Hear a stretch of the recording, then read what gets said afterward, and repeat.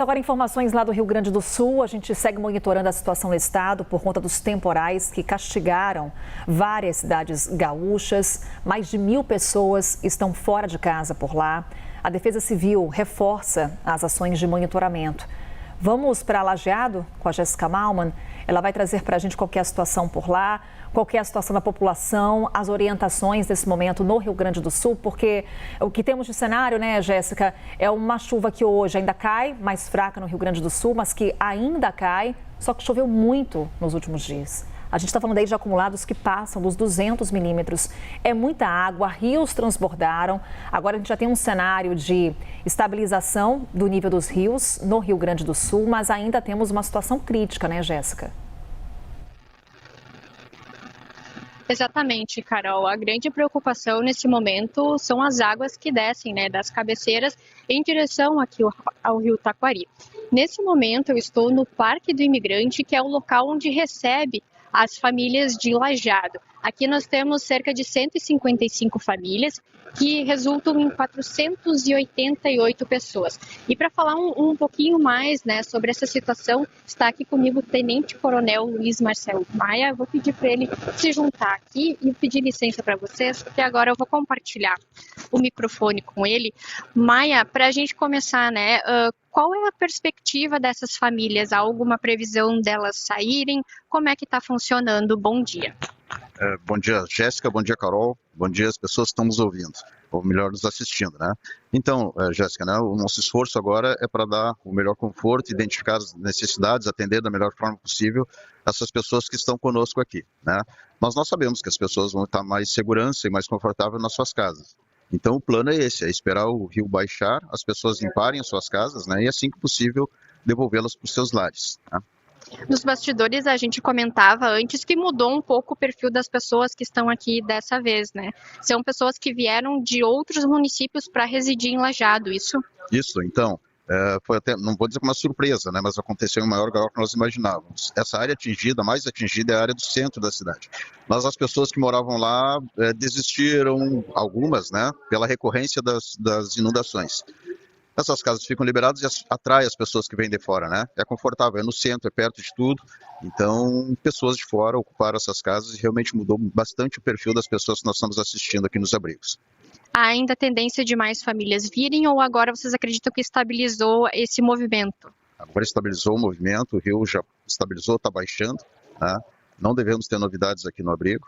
E como eu falei, né, é até uma oportunidade para nós conhecermos melhor essa comunidade que nós atendemos aqui nos abrigos, né? O pessoal está fazendo uma boa identificação da necessidade de todos, né, tentando atendê-las da melhor forma possível, mas não deve vir mais gente não, assim que possível vamos devolvê-las para os seus lares.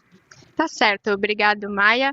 Carol, a gente segue aqui, então, diretamente do ponto que está acolhendo essas famílias. Em seguida, também a gente vai mandar algumas imagens desses espaços e conversar também com esses moradores para entender um pouquinho mais sobre essas dificuldades, desafios e quais os próximos passos de cada família.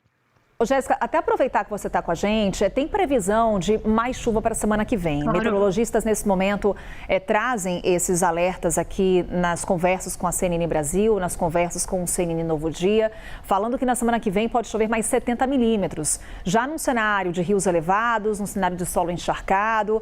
A pergunta que temos nesse momento é: o quanto que o Rio Grande do Sul está preparado para receber mais chuva? O sistema de alerta aí na região do Vale do Taquari funcionou? O que a gente consegue também destacar das ações preventivas nesse momento no Rio Grande do Sul? Para vocês terem uma ideia, né, o sistema de alerta ele foi acionado ontem por volta das 6, 7 horas da manhã. Inclusive eu recebi, né, esse alerta indicando, né, a situação que estava o rio, quais eram os passos que estavam acontecendo. E a Defesa Civil, juntamente com os veículos de comunicação aqui da região, estão mantendo, né, essas informações atualizadas. Então a população consegue sim, de forma fácil e prática, receber essas orientações, né? Claro que a gente sabe que nos próximos dias irá chover, existe um certo receio, mas à medida que o rio está baixando hoje, né, e nos próximos dias, eles vão conseguir reconhecer melhor o cenário e dar as orientações corretas. Por isso que eles recomendam que as famílias não voltem de imediato para suas casas. O ideal é que eles permaneçam hoje até para entender o movimento e o cenário do tempo nos próximos dias. Jéssica, trazendo então para a gente qual que é o cenário lá no Rio Grande do Sul. Daqui a pouquinho a gente retoma o nosso contato. A Jéssica que também está nesse momento conversando com as várias autoridades envolvidas nesse trabalho de ação preventiva.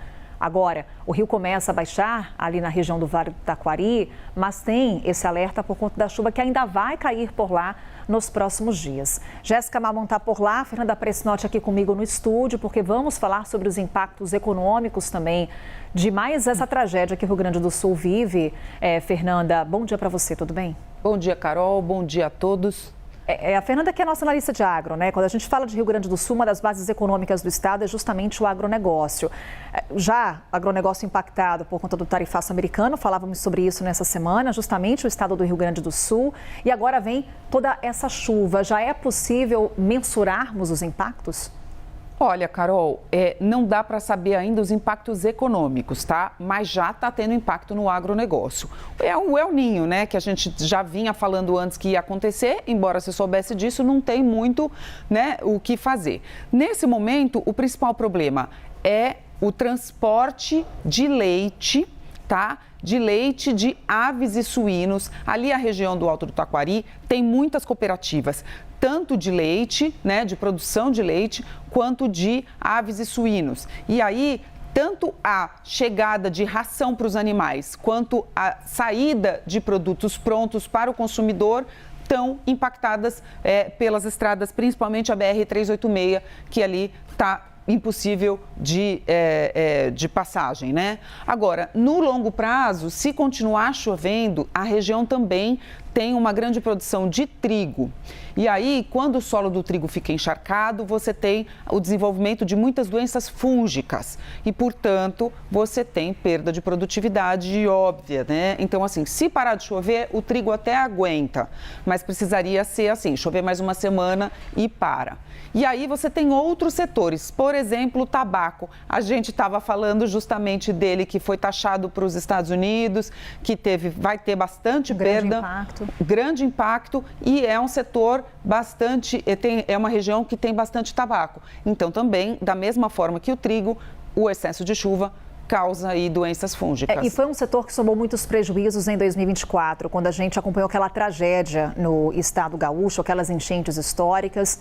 Então, desde então, também é um trabalho de recuperação que o agronegócio vive por lá. Exatamente. O Rio Grande do Sul, o agro do Rio Grande do Sul, os produtores do Rio Grande do Sul têm um alto endividamento. A gente também vem falando aqui das medidas que o governo tem dado para socorrer os produtores rurais. A inadimplência, o endividamento do Rio Grande do Sul é um dos maiores do estado, em função dessas chuvas de 2024, que eles tiveram prejuízos incalculáveis e estão tendo ainda, né? Então, assim, se inundar, imagina, inundar de novo o plantel de aves e suínos, destruir de novo as propriedades, né? Quer dizer, assim, é bastante difícil. Eles ainda não se recuperaram e pode acontecer de novo. São muitos receios. O agro do Rio Grande do Sul como um dos mais endividados do Brasil quando a gente olha para essa lista de inadimplentes. Fernanda Pressinotti trazendo esse olhar também para a situação vivida hoje pelo estado gaúcho. Daqui a pouquinho a Fernanda volta para conversar mais com a gente na nossa Conexão Agro. Combinado então, Fernanda? É ótimo. Até mais. Até.